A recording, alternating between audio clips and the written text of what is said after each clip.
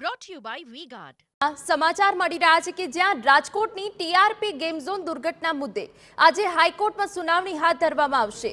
સુઓ મોટોની જાહેર હિતની અરજી પર આજે સુનાવણી હાથ ધરાશે। સરકાર તરફથી એડવોકેટ જનરલ કમલ ત્રિવેદી કોર્ટમાં હાજરી આપશે। તમને જણાવી દઈએ કે રાજકોટ, અમદાવાદ અને વડોદરા મનપાના વકીલો પણ હાજર રહેવાના છે। गेम जोन सहितनी एक्टिविटी मामले कोर्ट में जवाब रजू करी शके छे।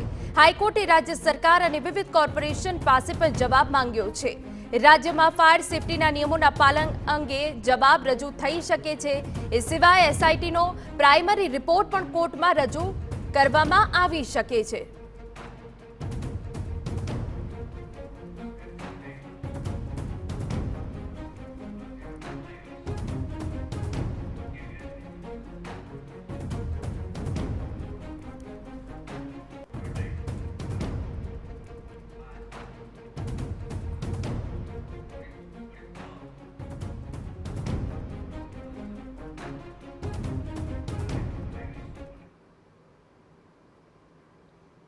तो राज्य सरकार और कॉर्पोरेशने हवे जवाब आपवो पड़शे। त्यारे अमारा संवाददाता रोनक वर्मा वधु विगत आपी रह्या छे।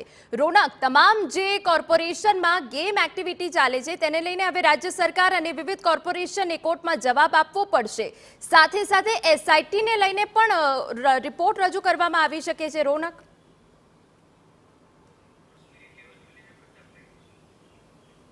बिल्कुल तो हिना आखा घटनाक्रम ने समझवानी जरूर है कि ज्यां आगळ राजकोटमां जे परम दिवसे सांजना समय आग लागे छे अने आग लागवानी आज घटना सामे आव्या बाद 12 कलाकनी अंदर अंदर रविवारना दिवसे suo motu petition Gujarat high court द्वारा दाखल करवामां आवे छे। एटले के स्पष्टपणे गुजरात हाईकोर्ट द्वारा आ घटनाने गंभीरताथी लेवामां आवे छे। तो बीजी तरफ राज्य सरकार द्वारा पण जे प्रमाणे तात्कालिक एक्शन लेवामां आव्या, एसआईटीनुं गठन करवामां आव्युं अने गईकालनी जो वात करवामां आवे तो सुओ मोटो पिटिशन लीधा बाद जे म्युनिसिपल कॉर्पोरेशन्सनी वात होय के राज्य सरकारनी वात होय तमामने पक्षकार बनाववामां आव्या छे अने 24 कलाकनी अंदर एटले के आजे ज जे बीजी सुनावणी छे ते नियत करवामां आवी छे।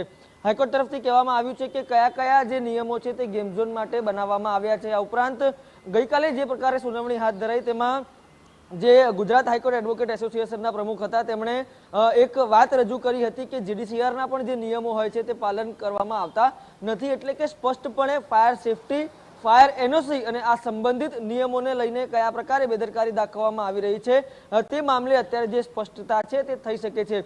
બીજી તરફ મહત્વની વાત કરવામાં આવે તો આજે જે સુનાવણી હાથ ધરવાની છે તેમાં પણ જે કેટલીક છે દાદ છે તે માંગવામાં આવી છે। તે દાદની મુખ્યત્વે વાત કરવામાં આવે તો જે મૃતકોના પરિજનો છે તેમને તાત્કાલિક ધોરણે જે વળતર છે, જે નાણાકીય સહાય પૂરું પાડવામાં આવ્યું છે તે અંગે વિચારસરણી કરવામાં આવે। આ ઉપરાંત જે આરોપીઓ છે, જે ગેમ ઝોનના માલિક છે, જેમાં આગ લાગવાને કારણે અનેક લોકોના મોત નીપજ્યા છે, તે આરોપીઓની જે મિલકત છે તે પણ ટાંચમાં લેવામાં આવે તે પ્રકારની પણ એક રજૂઆત છે તે કરવામાં આવી છે। આ ઉપરાંત જે મ્યુનિસિપલ કમિશનર, જિલ્લા કલેક્ટર છે તેમને પણ રોજગાળાના જે જરૂરી હુકમો છે તે યોગ્ય સમયે પાસ કરવા માટેની જે દાદ છે તે માંગવામાં આવી છે। આ ઉપરાંત જે પણ સત્તા મંડળ છે, સરકાર છે, તેમની એક ચોક્કસ જવાબદેહી નક્કી કરવામાં આવે તે પ્રકારની પણ જે અરજી છે તેમાં દાદ માંગવામાં આવી છે। આ ઉપરાંત આરોપીઓ સામે યોગ્ય અને કઠોર કાર્યવાહી થાય તે પ્રકારે અરજીમાં દાદ માંગવામાં આવી છે। स्वाभाविक है, अग्निकांड थयो तेमां अनेक लोकोना मौत थया छे, निर्दोष बाळको पण तेमां समावेश थाय छे अने तेज कारण छे के गंभीरता छे ते तमाम स्तर उपरथी जोवा मळी रही छे अने तेज गंभीरताने कारणे गईकाले ज्यारे सुओ मोटो लेवामां आवे छे त्यारे तेना 24 ज कलाकमां વધુ એક સુનાવણી નિયત થાય છે અને થોડીક જ વારમાં હવે ગુજરાત હાઈકોર્ટની એક વિશેષ ડિવિઝનલ બેન્ચ સમક્ષ આ સુનાવણી છે તે શરૂ થશે। રાજ્ય સરકાર વતી એડવોકેટ જનરલ, આ ઉપરાંત જે 4 કોર્પોરેશન છે, અમદાવાદ, વડોદરા, સુરત અને રાજકોટ, તેમના વતી પણ જે પેનલ એડવોકેટ છે તેઓ હાજર રહેશે। ત્યારે આજે સૌની નજર એ રહેશે કે ગુજરાત હાઈકોર્ટમાં આજે કયા પ્રકારની રજૂઆત થાય છે, રાજ્ય સરકાર શું વાત મૂકે છે અને તેની સામે ગુજરાત હાઈકોર્ટ કેવું વલણ અપનાવે છે। બેકો રોનક, વધુ વિગત અમે તમારી પાસેથી લેતા રહીશું। તો હાઈકોર્ટે રાજ્ય સરકાર અને વિવિધ કોર્પોરેશન પાસે જવાબ માંગ્યો છે। જે ગેમ એક્ટિવિટી ચાલી રહી છે તેમાં ફાયર સેફટીના નિયમોના પાલન થાય છે કે નહીં તે તમામ અંગે જવાબ રજૂ કરવામાં આજે આવી શકે છે। જોવાનું એ રહે છે કે રાજ્ય સરકાર હવે શું જવાબ રજૂ કરે છે, કોર્પોરેશન કેવી રીતે રિપોર્ટ હવે હાઈકોર્ટને સોંપે છે કે તમામ જે ગેમ એક્ટિવિટી ચાલી રહી છે તેમાં કેવી રીતે ફાયર સેફટીનું પાલન થાય છે।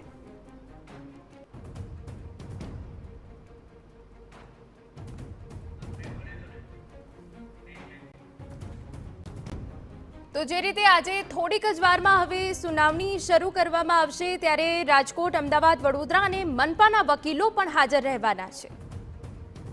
Brought to you by V-Guard.